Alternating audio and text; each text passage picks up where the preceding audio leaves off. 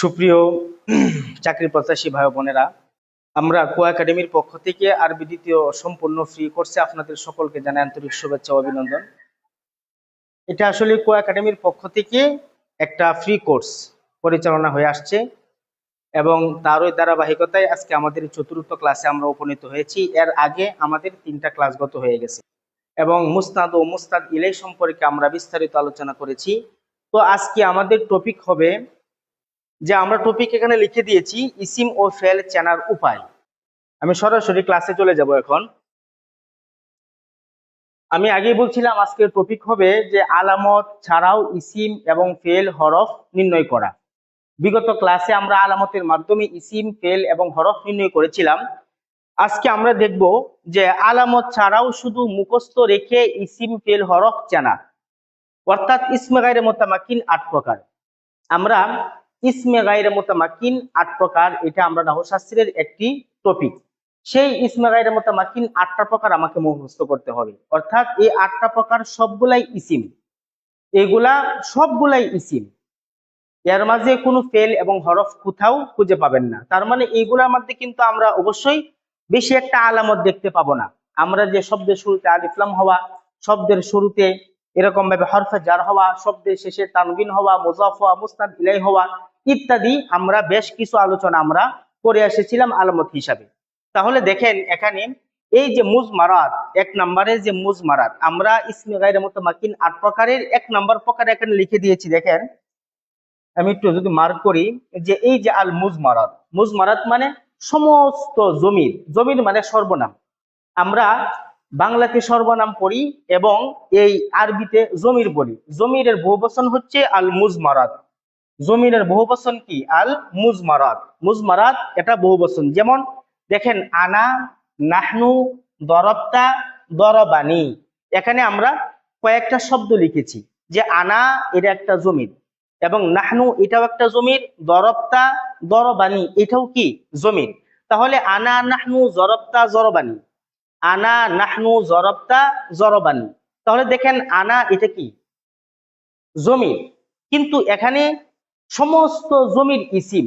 এখন আমরা যদি আলামত খুঁজতে চাই এই জায়গায়, এখানে কিন্তু আমরা বেশ কয়েকটা ইসিমের আলামত যে পড়েছি, এই আনার মধ্যে কিন্তু সে আলামত গুলা নাই। তার মানে আমরা শব্দের শুরুতে আলিফ লাম পড়েছিলাম, শব্দের শুরুতে হরফে জর পড়েছিলাম, তানভিন পড়েছিলাম, জমা পড়েছিলাম, তাসনিয়া পড়েছিলাম, মুসাগগার, মুসনাদ ইত্যাদি আবিজাবে আমরা পড়েছিলাম। কিন্তু এখানে দেখেন আনার মধ্যে কোনো আলামত নাই। এরপরেও এই আনার শব্দটা কিন্তু ইসিম হিসাবে আমাকে চিহ্নিত করতে হবে। কেন? এটা হলো জমির, আর আমরা জানি সমস্ত জমির হচ্ছে ইসিম, অর্থাৎ সর্বনাম এগুলা কের ইসিম। তাহলে আনা, নাহনু, জরবতা, জরবানি, এখানে এই যে নাহনু এটাও কিন্তু একটা জমির। আবার জরবতা এই যে তা, এই যে শুধু তা আছে, এই তাটাও কিন্তু জমির, মানে এই তাটাও কিন্তু ইসিম। হ্যাঁ, ইত্যাদি আমাদের এইভাবে দেখেন। এখানে দেখেন এই যে ইয়া, ইয়া শুধু ইয়া, জরবানি এর মধ্যে যে ইয়াটা আছে এই ইয়াটাও কিন্তু জমির। তার মানে আজকে আমরা আলোচনার মাধ্যমে এটাই বুঝে নিব যে আলামত ছাড়াও আরো বেশ কয়েকটা ইসিম আমাকে কি করতে হবে? মুখস্থ রাখতে হবে, যেগুলা আলামত পাওয়া যাবে না, কিন্তু আলামত ছাড়াও সেগুলাকে ইসিম বলে আমাদের জানতে হবে। যেমন আনা, নাহনু, জরবতা, জরবানি। তাহলে আনা এটা হচ্ছে কি জমির এবং এটা ইসিম, নাহনু এটা জমির, এটা কিন্তু ইসিম, জরবতা শুধু তা এটা জমির এবং ইসিম, ইয়া ইয়া ইয়া যে মুতাকাল্লিম আছে এটা জমির এবং কি ইসিম, যদিও এইগুলোর মধ্যে কোনো আলামত নাই। তাহলে আমরা পাইলাম মুজমারাত, ইসমে গায়রে মুতামাক্কিন 8 প্রকার। 8 প্রকারের মধ্য থেকে প্রথমটা হচ্ছে মুজমারাত, অর্থাৎ সকল জমির আমাকে মুখস্থ করতে হবে। জমির মোট 5 প্রকার, এগুলো আমরা বিস্তারিত আলোচনা সামনে ক্লাসে করব। শুধু আজকে শুধু এই কথাই বলবো যে জমির গুলা প্রত্যেকটা জমির ইসিম হিসাবে আমাকে চিহ্নিত করতে হবে, যদিও এগুলোর মধ্যে কোনো প্রকাশ্য আলামত পাওয়া যাবে না। এরপরে 2 নম্বর দেখেন আসমাউল ইশারাত, অর্থাৎ এমন সব ইসিম যেগুলা দিয়ে কাউকে ইশারা করা হয়। যেমন দেখেন যা, জানে, যাইনে, তা, তি, তি। যেমন যা, জানে, যাইনে, তা, তি, তি। যা, জানে, যাইনে, তা, তি, তি। এই যে মূলত এগুলো কিন্তু আসমাউল ইশারাত। এখন যা, জানে মূলত এটা ছিল যা, জানে আমরা শুরুতে হাজা, হাজা, হাজিহি এরকম হা, জানে, হা, যাইনে এবং হা এগুলো একটা জমির, করিব, বাঈদ এবং মুতাওয়াসসিত। দূরবর্তী, নিকটবর্তী এবং মধ্যবর্তী এর ক্ষেত্রে আমরা বিভিন্ন শুরুতে হা যোগ করে থাকি ইত্যাদি, পরে শেষে কাফ যোগ করে থাকি। যাই হোক, মূলত আসমাউল ইশারাত হচ্ছে এগুলা, যা জানে যাইনে, তা তি তি, জিহ জিহি তিহি, উলা ই উলা ইত্যাদি। তো দেখেন এইগুলোও কিন্তু ইসিম, কিন্তু এগুলোর মধ্যে কোনো আলামত নাই, প্রকাশ্য কোনো আলামত নাই। তার মানে যা জানে যাইনে, তা তি তি, এই প্রত্যেকটাই হলো কি ইসিম, তবে কি নাই, কোনো আলামত নাই। তবে আমরা কিভাবে এগুলো আমাদের মুখস্থ রাখতে হবে যে আসমাউল ইশারাত মানেই হলো ইসিম। এরপরে আমরা 3 নম্বরে যে আসমাউল মাউসুলাত, অর্থাৎ এমন কিছু বিষয় আছে যে পরবর্তী বাক্য বা পরবর্তী বাক্য দ্বারা পূর্ববর্তী বাক্যের কি করা হয়, অস্পষ্টতা দূর করা হয়। তো এমন সব ইসিমকে আসমাউল মাউসুলাত বলা হয়। যেমন দেখেন আল্লাযী, আল্লাযানে, আল্লাযীনা, আল্লাযী, আল্লাযানে, আল্লাযীনা, এইগুলাও কিন্তু কি, এইগুলাও হচ্ছে ইসিম, এইগুলাও কি ইসিম। এখন এইগুলা কোনো আলামত ছাড়াই আমরা মুখস্থর মাধ্যমে নির্দ্বিধায় বলে দিব যে আসমাউল মাউসুলাত এই সবগুলাই হচ্ছে ইসিম। এরপরে দেখেন আসমাউল আফআল, 4 নাম্বার হচ্ছে আসমাউল আফআল, অর্থাৎ রুবাইদা, বালহা। দেখেন রুবাইদা, বালহা, এখানে কিন্তু আমরা যে বেশ কয়েকটা ইসিমের আলামত পড়েছি, সেই আলামত সমূহের মধ্য থেকে কোথাও কিন্তু এখানে একটা আলামতও পাওয়া যায় না। অর্থাৎ রুবাইদা নাই, বালহাও নাই, রুবাইদার মধ্যেও ইসিমের আলামত নাই, বালহার মধ্যেও ইসিমের কোনো আলামত নাই। এরপরেও এগুলাকে আমরা ইসিম বলে কি করতে হবে, চিহ্নিত করতে হবে। যেমন রুবাইদা, বালহা, হাইয়াহাল, হালুম্মা, হাত্তানা, সারআনা, সাত্তানা, এই কয়েকটা আসমায়ে আফআল আছে, যেগুলা আমরা মুখস্থ করে নিলেই আমরা ইসিম চিনতে আমাদের জন্য সহজ হবে।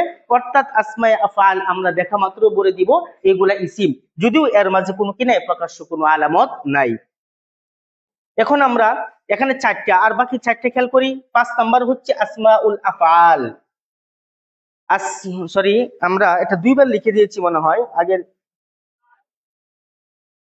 হ্যাঁ, আসমাউল আফআল এটা আমি আগে শেষ করেছি, এখন এটা আর বলবো না। এখন 6 নম্বরে আসেন আসমাউল আসওয়াদ। আসমাউল আসওয়াদ যেমন উহ, উহ, বাখা, নাখা। আসমাউল আসওয়াদ মানে কি, যে সমস্ত শব্দ দ্বারা কোনো প্রাণীর শব্দকে রূপান্তর করা হয়। যেমন দেখেন উহ, উহ, বাখা, নাখা, এইগুলা উহ, উহ দুঃখের আওয়াজ, বাখা, নাখা উঠ বসানোর ক্ষেত্রে আওয়াজ, এইগুলাও কিন্তু কোনো আলামত বহন করতেছে না যে এগুলা ইসিম, কিন্তু আমরা জানি যে আসমাউল আসওয়াদ এগুলা কি হবে, ইসিম হবে। সুতরাং এইগুলাও কি করতে হবে, আমাদের মুখস্থ রাখতে হবে, আসমাউল আসওয়াদ। এরপরে 7 নাম্বার হচ্ছে আসমাউল কিনায়াত। আসমাউল কিনায়াত যেমন কাম কাজা, কাইতা, যাইতা, কাম কাজা, কাইতা, যাইতা, এগুলো হচ্ছে আসমাউল কিনায়াত। আমাকে এই 4টে মুখস্থ রাখলেই হবে যে কাম, এটা কিন্তু ইসিমের কোনো আলামত নাই, এরপরও এটা ইসিম কেন, এটা আসমাউল কিনায়াত। কাজা, এটার মধ্যে কোনো আলামত নাই, এরপরও ইসিম কেন, এটা হলো আসমাউল কিনায়াত। কাইতা, এটাও কিন্তু কি ইসিম, যদিও আলামত নাই, কিন্তু এটা আমরা ইসিম কেন বলবো, এটা হচ্ছে আসমাউল কিনায়াত। যাইতা, এটাও কি ইসিম কেন, এটা আমরা আলামত ছাড়াও এটাকে ইসিম কেন বলবো, এটা হচ্ছে আসমাউল কিনায়াত। এরপরে 8 নাম্বার আল মুরাক্কাবাতুল বিনাইয়্যু, অর্থাৎ আমরা মুরাক্কাবে গায়রে মুফিদের যে প্রকারগুলো আছে সেখানে আমরা একটা প্রকার পড়েছিলাম জাল মুরাক্কাবাতুল বিনাইয়্যু। দেখেন হালালা হারামা, হালালা হারামা, শামসা কমারা, এবং সবাহা মাসাআ, লাইলা নাহারা ইত্যাদি। এই হালালা হারামা এখানে কিন্তু ইসিমের কোনো আলামত নাই, হালাল হারামের মধ্যে ইসিমের কোনো একটা আলামত নাই, আবার শামসা কমারের মধ্যেও কোনো একটা আলামত নাই। এরপরেও আমরা এগুলাকে ইসিম হিসেবে চিনব কেন, যে এগুলা হচ্ছে কি আল মুরাক্কাবাতুল বিনাইয়্যু।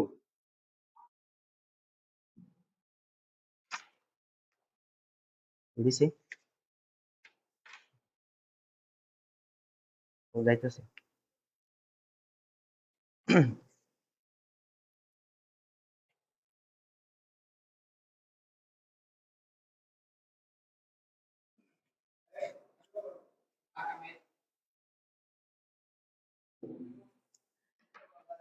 আরেকটা হচ্ছে, যাই হোক, তাহলে আমরা মোটামুটি আজকে আসলে বাস্তবতা বলতে একটা জিনিস শেয়ার করতে হবে। আজকে খুবই একটা ইমার্জেন্সি ফোন আসছে, এই মুহূর্তে আমার ময়মনসিংহ মেডিকেলে যাইতে হয়। একজন কাছের মানুষ হঠাৎ সে অ্যাক্সিডেন্ট করেছে।